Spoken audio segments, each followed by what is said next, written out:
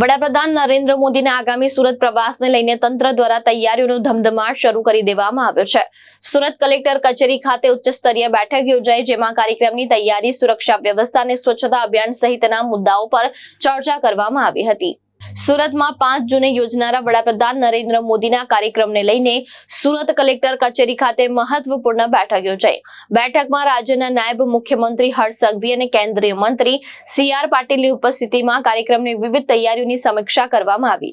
આ બેઠકમાં જિલ્લા કલેક્ટર તેજસ પરમાર, નાયબ કલેક્ટર, મામલતદારો, joint police commissioner, traffic DCP, ACP, Surat મહાનગરપાલિકાના ઉચ્ચ અધિકારીઓ, મેયર, ધારાસભ્ય તેમજ શહેર ભાજપના હોદ્દેદાર ઉપસ્થિત રહ્યા હતા।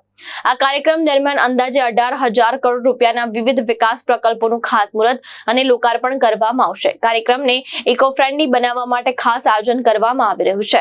સ્વચ્છતા અભિયાનને પણ પ્રાધાન્ય આપવામાં આવ્યું છે અને સામાજિક સંસ્થા તેમજ તંત્રના સહયોગથી વિશેષ સ્વચ્છતા કાર્યક્રમ યોજવામાં આવશે। હાલ ઇન્ડોર સ્ટેડિયમ ખાતે કાર્યક્રમની તૈયારી શરૂ થઈ ગઈ છે અને સમગ્ર તંત્ર વડાપ્રધાનના પ્રવાસને સફળ બનાવવા એડીચોટીનું જોર લગાવી રહ્યું છે। ત્યારે જિલ્લા કલેક્ટર તેજસ પરમારે શું જણાવ્યું તે સાંભળીએ। માનનીય પ્રધાનમંત્રીશ્રીનું સુરતની ધરતી પર ફરી એક વખત આગમન થઈ રહ્યું છે અને તેમના આગમનને લઈને ખૂબ જ ઉત્સાહ જોવા મળી રહ્યો છે। સૌપ્રથમ તો માનનીય પ્રધાનમંત્રીશ્રીની જે મુલાકાત છે તેનું એક ખાલી નાનું વિવરણ આપીશ। માનનીય પ્રધાનમંત્રીશ્રી 5 જૂન 2026ના રોજ બપોરે 2 વાગે સુરત એરપોર્ટ ખાતે આવશે અને સૌપ્રથમ એમની જે મુલાકાત છે તે હજીરા ખાતે એક પ્લાન્ટમાં થવાની છે, જેમાં લગભગ 45 મિનિટ સુધી એ પ્લાન્ટની મુલાકાત કરશે। એ મુલાકાત બાદ માનનીય પ્રધાનમંત્રીશ્રી એક જાહેર સભાને સંબોધન કરવા માટે ઇન્ડોર સ્ટેડિયમ ખાતે પધારવાના છે અને તે 4:15 થી 5:15 સુધી એટલે કે 1 કલાકનો એ કાર્યક્રમ યોજાશે। આ કાર્યક્રમમાં 18,000 કરોડથી વધુના સરકારના વિવિધ વિભાગોના મહત્ત્વના પ્રોજેક્ટના ખાતમુહૂર્ત અને લોકાર્પણનું ત્યાં થવાનું છે અને ત્યારબાદ માનનીય પ્રધાનમંત્રીશ્રી અત્રેથી સુરત ખાતેથી આગળ પ્રસ્થાન કરશે। આ જે સમગ્ર કાર્યક્રમ છે તેની તૈયારીના ભાગરૂપે આજે એક મિટિંગ યોજવામાં આવી હતી, જેમાં માનનીય નાયબ મુખ્યમંત્રીશ્રી, માનનીય યુનિયન મિનિસ્ટરશ્રી તેમજ MP, MLA, મેયરશ્રી તમામ હાજર રહ્યા હતા।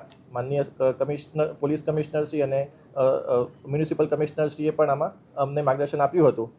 તો જે તૈયારી અમે માનનીય પ્રધાનમંત્રીશ્રી જે આગમન થઈ રહ્યું છે તેમાં જે તૈયારીઓ છે તેના ભાગરૂપે આજે અલગ અલગ અમને સજેશન્સ મળ્યા હતા।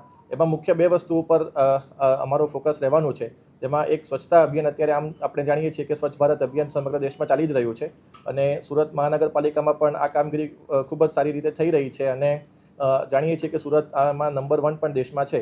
પણ આ કામગીરીને વધુ સારો વેગ મળે અને તેમાં વધારેમાં વધારે લોકો જોડાય, સામાજિક સંસ્થાઓ જોડાય, આપણા તમામ પ્રકારના અધિકારીઓ, કર્મચારીઓ જોડાય, તે પ્રમાણેના આપણા કાર્યક્રમો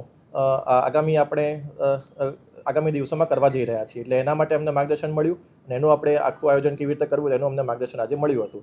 બીજું જે છે કે આ સમગ્ર કાર્યક્રમ જે છે ઇકો ફ્રેન્ડલી દ્રષ્ટિએ મતલબ આખો થાય તેના માટે પણ અલગ અલગ પ્રકારના વિષયની એમાં ચર્ચા થઈ અને કઈ રીતે આપણે ઇકો ફ્રેન્ડલી રીતે આખો આ કાર્યક્રમ કરી શકીએ અને તેમાં કઈ રીતે આપણે સાહેબનું સ્વાગત છે, લોકો પોતાની ભાવના જે માનનીય પ્રધાનમંત્રીશ્રીના આગમનને લઈને જે વ્યક્ત કરવા માગી રહ્યા છે તેને આપણે કઈ રીતે વધારેમાં વધારે સારી રીતે કરી શકીએ તે બાબતનું પણ આજે આમાં ચર્ચા થઈ અને એનું જે હવે ડિટેલિંગ્સ છે અમે આજે કરવામાં આવશે। હજુ એની કોઈ માહિતી મળી નથી, પણ જે સમગ્ર કાર્યક્રમ છે એ ઇકો ફ્રેન્ડલી દ્રષ્ટિએ થાય તે પ્રમાણે આયોજન કરવાનું અત્યારે અમારું આયોજન છે। પહેલો કાર્યક્રમ અને બીજો કાર્યક્રમનો સમય શું છે?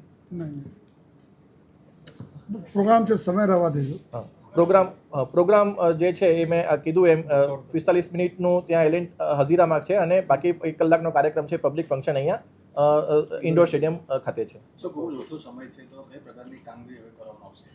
નહીં, તૈયારી આમાં ઓલરેડી ચાલુ થઈ ગઈ છે, એટલે આમાં તમામ પ્રકારની તૈયારીઓ શરૂ થઈ ચૂકી છે। ઇન્ડોર સ્ટેડિયમમાં પણ અમારી જે તૈયારીઓ છે તૈયાર થઈ ચૂકી છે અને લોકો જે પ્રમાણે આમાં ભાગ લેવાના છે તેની પણ અમારી તૈયારીઓમાં શરૂ થઈ ચૂકી છે। ભાવેશ ઉપાધ્યાય, દ્રષ્ટિકોણ ન્યૂઝ, સુરત।